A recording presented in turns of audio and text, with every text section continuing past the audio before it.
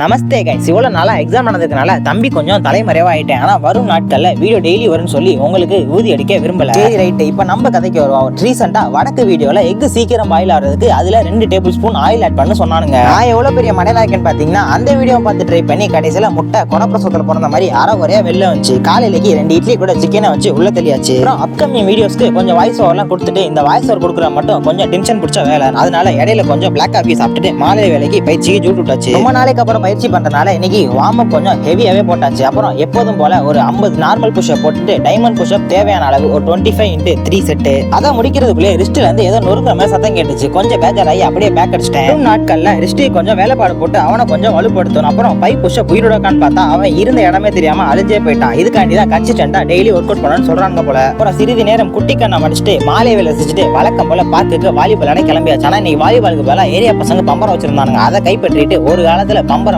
மஜாவா சுத்திக்கிட்டு இருந்தான். ஆனா இப்ப அதெல்லாம் அழிஞ்சு போச்சு போல. ரைட்டு, இன்றைக்கான விளையாட்டு செய்திகள் முடிவடைந்து விட்டது. நாளைக்கு ஒரு நல்ல வீடியோல பார்க்கலாம்.